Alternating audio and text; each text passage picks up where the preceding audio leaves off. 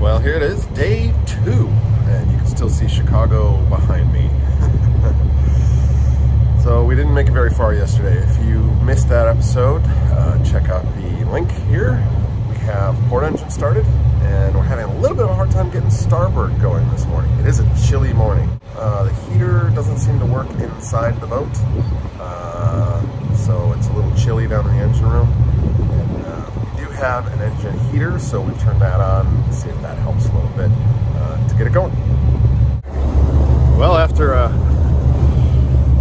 little bit of finagling, Tom was able to go down and prime that engine and get it started. So we are now shoving off. About 45 minutes later than we had hoped, but there goes the casino. Bye-bye, Hammond.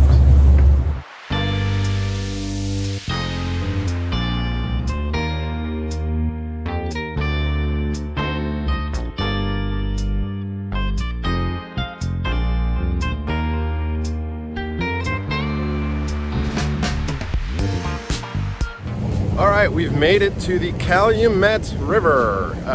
We are going to go through our first drawbridge. A couple of drawbridges that we have to go under. Much better than the Chicago River. That's the other option. If your boat is less than 17 feet, you should be able to make it through the Chicago River. But this boat is not. Now, we did take the Arch radar pod down yesterday to try to clear another bridge that will be coming up in a little bit. But we'll have to have this bridge coming up lifted for us. Pretty easy, just make a phone call if the number is there, or you call them on the radio. Well,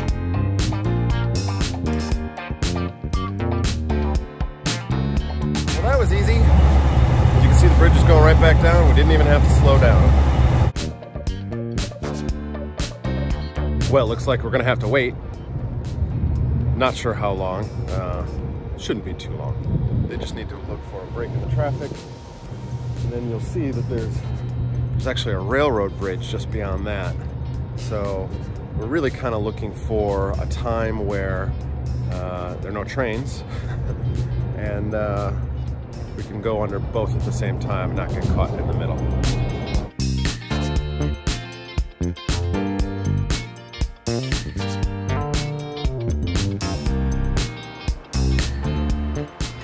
So I'm at the topmost point. We're seeing if we can clear this bridge. We think we can. Tom and I think we can. Pete's not so sure. But I can see the bottom of the bridge. We'll just clear it. Clear. You're totally clear. You got 2 feet, 2.5 feet. The bimini is higher than the back. I don't know. No? Doesn't look like it. Not from here. No problem. No problem. Good thing we took that down.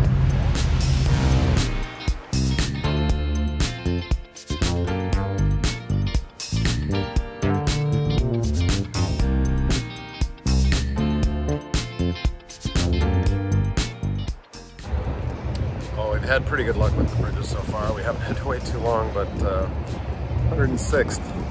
You know, not responding, and we've been sitting here about 25 minutes. Just waiting. Just waiting. A couple other boats have come through, like this towboat here. You can clear it, so we don't need to race for anybody other than us. We must have woken him up. He's lifting now. 35 minutes. In the grand scheme of things, it's not much, but we're on a boat. We're happy. So the air draft is what the distance between the water and the bridge of the bridges are listed, but rivers do fluctuate. Although it seems like we're at a normal level here. I don't think this one fluctuates too much because we're still at lake level. But last year, the lake was about 1.5 feet higher, so it would have been a little bit different. It says the same? Yeah. It's definitely lower than that one. But we cleared that one by 3.5, so we're looking good here, but it's going to be tight. Yeah, take it slow. You're good there. Top. Yep, you're good. All right, slow it down. Hang on. All right, don't stop. Keep going. Oh, stop. Ah. The bridge is touching those little wires.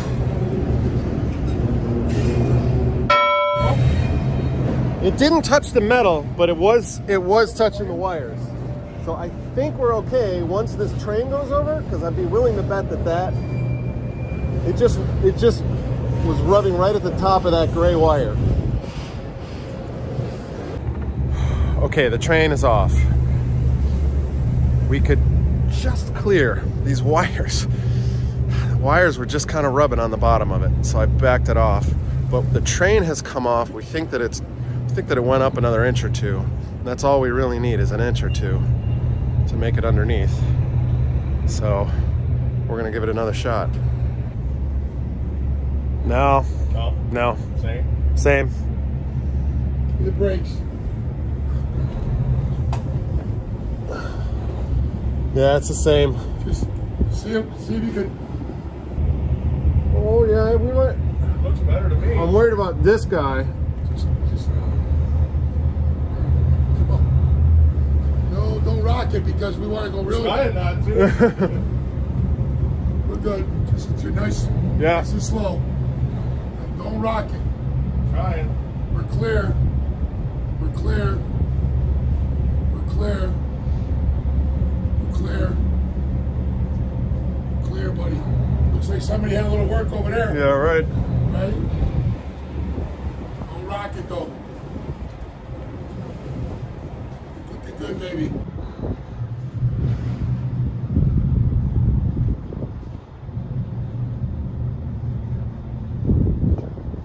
Woo! Clear. Clear. You know what? The train, like you said. It was an inch. Just that little bit. That bridge compressed an inch with that train, and whew, that was exciting. We made it. First of the many locks we will encounter. This is the O'Brien lock. I think we're still technically in Chicago, and we're just waiting for the lock to open. Looks like got a couple of other boats going through, and hopefully we'll be able to get through here fairly quickly. We've heard that there are some delays at some of the locks further downriver, but this one should be pretty quick.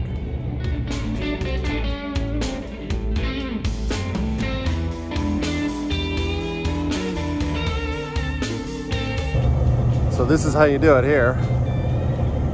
Just got this, what'd you call it, a cavel? Cavel. K-A-V? I don't know if it's K or C. But... Whatever. So as we sit here, I'm basically holding the boat to the wall, but there's a surge as the water comes in and goes out of the lock.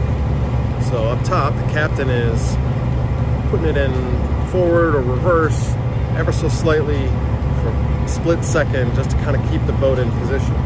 I wouldn't be able to keep the boat by myself holding in this position, but he'll keep us from going forward or backwards too far, and I'm going to keep us against the wall. Oh yeah. There, if you could hear that, that was definitely a little surge. All right, I'm going to put the phone down and pay attention to what I'm doing here.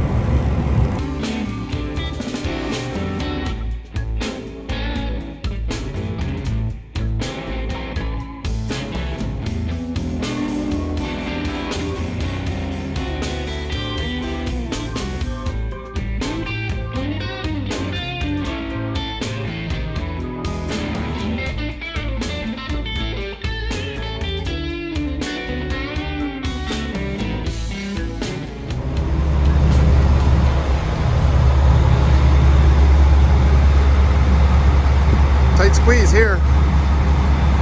Got him here. He's moving.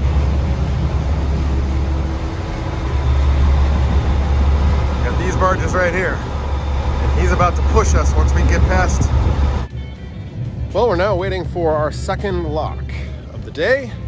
And sounds like we've got a barge coming up behind us. We are not sure if they're going to load the barge in first and then we'll go in the back. Our hope is that they will load us in first. We'll go all the way to the front and then the barge will pull in behind us. But we don't know. We have this other little small boat in front of us, but we're just waiting. It's just a little bit north of Joliet. We plan to do a fuel stop there and then we'll move on. All right, we made it into the lock. What we didn't realize is that it was just a tug. It wasn't a full barge. So we've got plenty of room in here. And as you can see, I've got a bollard here that we are now tied up to. So we just have one line on this floating bollard. We have a couple of big ball fenders out, and basically the lock is going to do all the work for us. I don't even have to hold anything.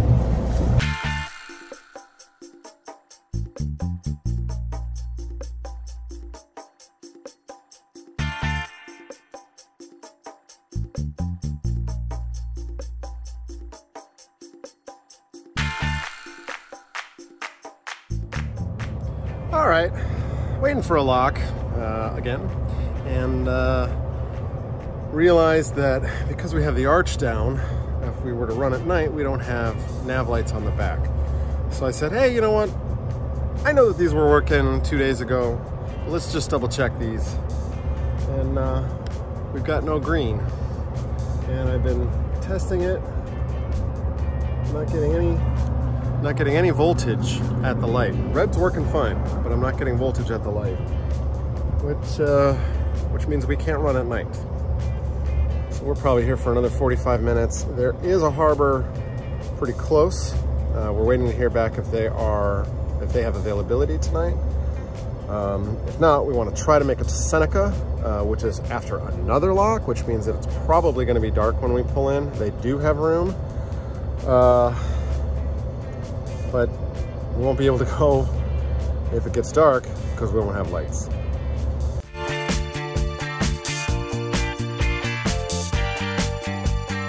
All right, so this is getting to be pretty difficult. We've got the sun directly in our face at some of these points here, and it's really hard to see whether the buoys are cans or nuns, what we have coming up in front of us, whether there's anything in the water.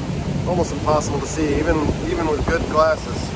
When we turn, like we are right now, it's a little bit easier. Did figure out a solution for our lights. I got my flashlight in the green lens, and it's super bright. It should last for a while. So we're still running, and we're gonna see if we can make it through that lock and get to Seneca.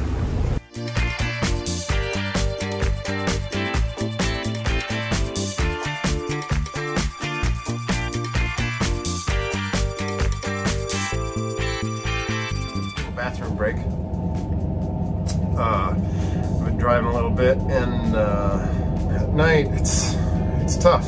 And we said we wouldn't be driving at night, and here we are driving at night. We're probably about 4 or 5 miles away, traveling at about 9 knots, and it's going well. But you know, it's taken all 3 of us, using the Navionics app, the Garmin, spotlight, just a handheld spotlight because we've got the arch down, so we don't have the spotlights. We're still running, but it's cold. It's cold outside. We're tired. We've been running for about 14 hours now, and between the 3 of us, we're all getting pretty tired. Spring Brook Marina in Seneca, Illinois. It's about 10:50, 10:52. We started at 7:30 this morning, and we're tired. No big issues or anything today. Just lots of locking, lots of waiting. Thank you guys for watching, and if you want to keep watching, please subscribe. We really appreciate that, and like the video. put comments, ask questions, whatever you want. Thanks very much. Good night. So I was about to go to bed, and Tom played around a little bit with the toilet because he thought it used a little too much water, and now it's overflowing and the sinks are overflowing. We have the pumps off. Yeah. It's still overflowing. Yeah. We don't really understand what's going on. The gauge for the waste tank is showing about 3/4 full, so shouldn't be full. Don't really know what's going on, but we're not gonna trying to figure it out. Use the toilet till we pump out. No toilets. Sewage in the bilge. Oh my god,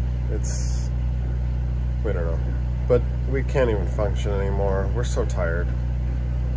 We're all gonna go to bed, and we're gonna deal with it in the morning.